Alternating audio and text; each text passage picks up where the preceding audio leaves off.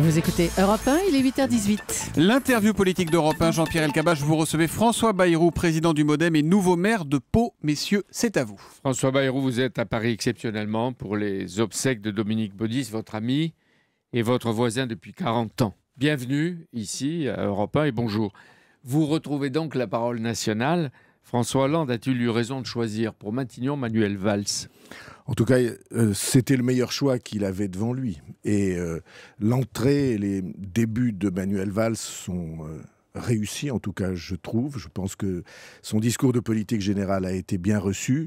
Évidemment, ça ne veut pas dire qu'il a les solutions, et à mon avis de très loin, mais il faut au moins le laisser travailler. Il y a un moment où, lorsque un travail gouvernemental est en cours et qu'il est, en tout cas, décidé, orienté, il faut le laisser travailler, lui apporter du soutien si les solutions qu'il propose sont justes, on va en parler, et en tout cas, ne pas mettre des bâtons dans les roues dès le premier moment.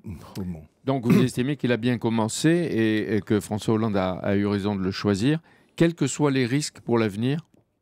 Qu'est-ce que vous voulez dire comme risque? Les risques pour François Hollande de Manuel Valls. Au milieu de la pluie de sondages, il y a celui d'Opinion-Way. François Hollande serait absent d'un deuxième tour éventuel à la présidentielle, etc. Si c'était demain, après-demain. En avril 2014 sur avril 2017 n'ont aucun sens. Est-ce que vous êtes prêt à accompagner Manuel Valls, même pour un bout de chemin? Non, je suis prêt à avoir une attitude politique positive, constructive. Je ne suis pas prêt à des compromissions. Non, mais, des compromis et des majorités d'idées, par exemple, sur des dossiers importants pour le pays. La France a besoin d'une démarche politique et d'un parti politique non sectaire. Et nous, ce que nous faisons au centre, c'est bâtir ce mouvement politique qui refuse les attitudes sectaires. Tout le monde voit bien l'extrême difficulté de la situation.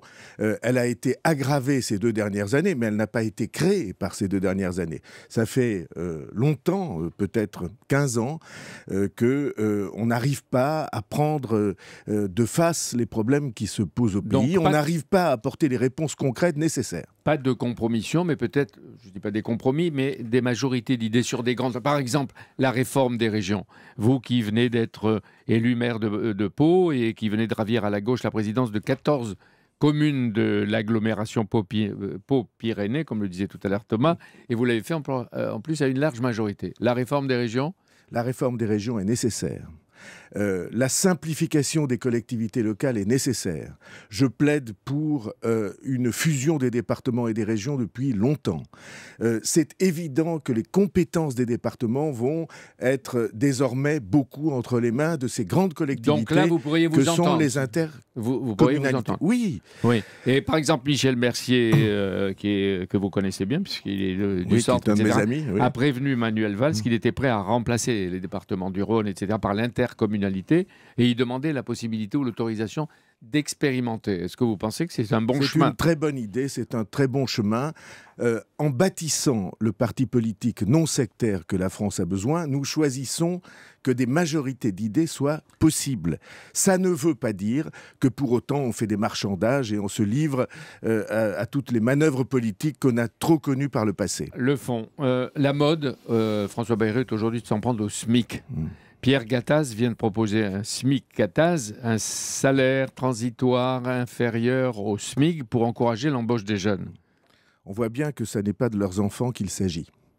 Le fait qu'on propose à des jeunes ou d'ailleurs à des plus âgés de travailler pour moins de 1 000 € par mois, le SMIC c'est 1 120 €, quelque chose comme ça. Franchement, c'est pas raisonnable et c'est pas respectueux. Et donc, on a le devoir de dire non. Si on veut aider à ce que des jeunes ou des moins jeunes se réinsèrent dans l'entreprise, alors il faut aider les entreprises. Je vous rappelle que je propose depuis longtemps l'idée que toutes les entreprises françaises puissent créer, quel que soit le niveau de cet emploi, 2 emplois sans charge. Donc, songez aux artisans, songez aux commerçants, à tous ceux qui pourraient en effet faire entrer dans l'emploi, mais ça passe par le fait qu'on décharge ces emplois. Quel que soit leur niveau, je ne suis pas pour les trappes à bas salaire. Quel que soit leur niveau, ça change beaucoup les choses. Donc, est-ce qu'il faut supprimer le SMIC ? On entend ça.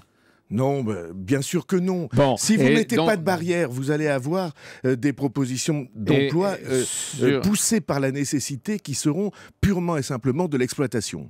Michel Sapin ne veut pas entendre parler des petits boulots, il veut des vrais boulots, il le disait ici. Mais à droite comme à gauche, les syndicats rejettent le SMIC Gattaz, il n'aura peut-être pas d'avenir. Et même sa prédécesseur Laurence Parisot, il trouve des accents esclavagistes. Oui, bon, c'est un peu la même idée, même si le mot est plus fort. Est-ce que vous êtes toujours le grand convaincu et défenseur de l'Europe, François Bayrou? Oui. Alors, au nom de l'Europe et avant le 25 mai, est-ce qu'il faut tout entreprendre pour une évaluation plus juste, donc à la baisse de l'euro?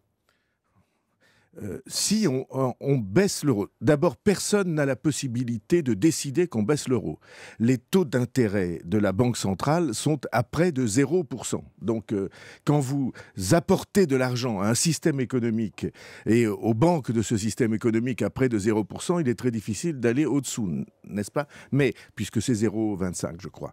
Une fois qu'on a dit ça, il faut comprendre que les difficultés économiques que nous rencontrons, elles ne sont pas dues à l'euro, puisque la très grande majorité de nos échanges se font avec les pays voisins qui ont aussi l'euro comme monnaie.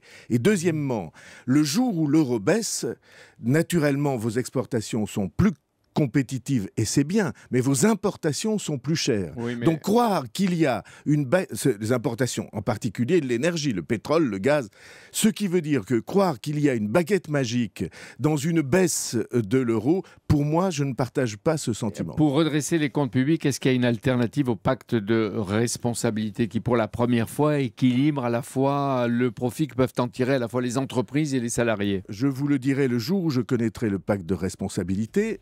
En détail précisément. Pour l'instant, ni vous ni moi ne savons exactement ce qu'il y a, mais je peux dire une chose. Il n'y aura pas de rééquilibrage des comptes publics tant qu'il n'y aura pas une reconstruction de l'État, des collectivités locales et de la Sécu. Croire qu'on peut, à la serpette, avec un sécateur, couper les branches qui dépassent et économiser suffisamment d'argent pour y arriver, je ne le crois pas, mais ça fait partie de vous ce ne croyez pas aux 50 milliards, vous dites qu'il va en falloir davantage. Oui, c'est même 75 et je ne vois pas pour l'instant l'addition qui permet d'arriver à ces 75. Vous avez des nouvelles de Jean-Louis Borloo? Je l'ai eu au téléphone il y a assez peu de temps. Mais vous ne l'avez pas vu? Je ne l'ai pas vu parce qu'il se repose, je crois, à l'extérieur Est-ce que vous sentez maintenant d'une certaine façon l'héritier de Borloo et l'incarnation du centrisme? L'incarnation du centrisme avec toutes les responsabilités que ça veut dire. Alors, mes responsabilités au sein de la famille du centre, elles sont réelles. C'est une famille qui défend une démarche politique nouvelle et qui, notamment sur l'Europe, a un projet clair, ce qui n'est pas le cas des autres familles politiques. Mais Jean-Louis Borloo, moi j'ai trouvé qu'il avait une bonne voix et donc je suis optimiste pour son état de santé. En tout cas, c'est ce que j'ai ressenti en parlant avec lui. Je l'ai trouvé dynamique le jour récent où j'ai eu cette conversation. Vous voilà comme votre ami Alain Juppé à Bordeaux, le chouchou bien-aimé des Palois. Ça ne vous était pas arrivé, mais enfin je pense que ça se savoure. Est-ce que c'est de votre royaume de Navarre que désormais vous allez mener vos batailles politiques nationales? Parce qu'apparemment vous ne cessez pas. Je trouve que le monde politique est trop enfermé dans le bocal aux poissons rouges qui est celui qui existe dans les quelques centaines de mètres qui entourent Europe 1. Donc il faudra aller à Paris. Et la salle des 4 colonnes. J'ai donc l'intention de m'exprimer à partir de Pau parce qu'on a besoin d'ancrer dans le réel ce qu'Alain Juppé a fait à Bordeaux, ce que d'autres, Martine Aubry fait à Lille. On a besoin d'ancrer dans la réalité de la vie des gens et de ne pas trop enfermer dans les quelques centaines de mètres strictement parisiens notre action politique. Il avait annoncé sa retraite. La légende de la natation, Michael Phelps, revient à la compétition. Est-ce que c'est un modèle pour François Bayrou et les Jeux Olympiques de 2017? Je n'ai jamais annoncé ma retraite et je n'ai aucune intention de le faire. Vous ne voulez pas aller aux Jeux Olympiques de 2017? Et je ne nage pas suffisamment, notamment en eau trouble. Donc j'essaie de nager en eau claire. Oui. Merci beaucoup François Bayrou d'être venu ce matin sur Europe 1. Demain, Jean-Pierre, c'est Jean-Christophe Cambadélis, le nouveau patron du PS, qui sera votre invité à 8h20. Il a la mission de tout chambouler. On verra si c'est possible.